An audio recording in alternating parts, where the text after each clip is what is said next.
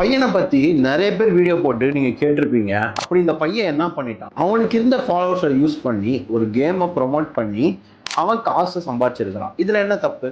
இதுல நிறைய பேருக்கு நஷ்டமாயிடுச்சுன்னு சொல்லி எல்லாரும் இந்த பையனை கடுமையா பாத்தீங்கன்னா வீடியோல திட்டிட்டு இருக்கீங்க.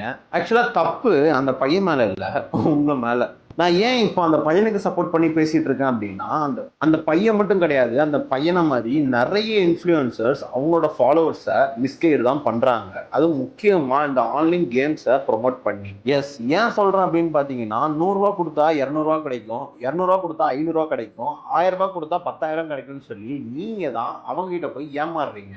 பண்ண போறோம். 100 கோடி ரூபாய் சம்பவம் பண்ணணும்னா 10 லட்சம் ரூபாயாவது முதலீடு தேவைப்படும். இருக்கா?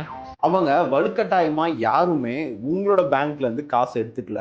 நீங்க தான் உங்க பேங்க்ல இருந்து அவங்களுக்கு காசு அனுப்புறீங்க. இதுல யார் மேல தப்புன்னு பாத்தீங்கன்னா, முழுக்க முழுக்க நம்ம மேலதான் தப்பு. நாம தான் அவங்க கிட்ட ஏமாறுறோம், அவங்க நம்மள ஏமாத்தல. பட் இதை தாண்டி இந்த பையன் நிறைய பேருக்கு அவங்க அம்மாவுக்கு உடம்பு சரியில்லை, அவங்க ரிலேட்டிவ் உடம்பு சரியில்லைன்னு சொல்லி அன்வான்டா கேஷ் எல்லாம் வாங்கியிருக்கிறதா சொல்லப்படுது. பட் அது எந்த அளவுக்கு உண்மைங்கிறது நமக்கு தெரியாது. ஸோ இந்த பையனை மட்டும் பிடிச்சிட்டு தொங்குறதுல ஒரு பிரயோஜனமும் இல்லை. அவங்கவுங்களுக்கு அவங்க கண்டென்ட் பாத்தீங்கன்னா நல்லா வைரல் ஆகும். பட் இந்த பையனை மாதிரி ஏகப்பட்ட பேர் இருக்காங்க, இனிமேல் வரவும் செய்வாங்க.